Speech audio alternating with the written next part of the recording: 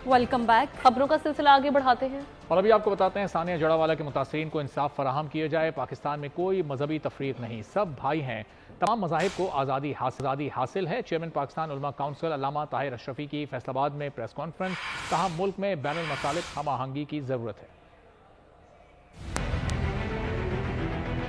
पाकिस्तान का निजाम इंसाफ, अगर उसने इंसाफ मुहैया किया जड़ावाला के केस में, उसने इंसाफ मुहैया किया सरगोदा के केस में, तो इस तरह के वाकयात खत्म हो जाएंगे इंशाअल्लाह। सीरत तय्यबा की तालीमात, जिसमें अकलियतों के साथ, ये तो अकलियत नहीं है, ये हमारे पाकिस्तानी भाई हैं। ये पाकिस्तान उतना ही मुसलमानों का है जितना ही मसीहियों का है, जितना हिंदुओं का है, जितना सिखों का है। हर मजहब का मानने वाला अपने मजहब पे अमल करे, दूसरे के मामलात में मुदाखलत न करे।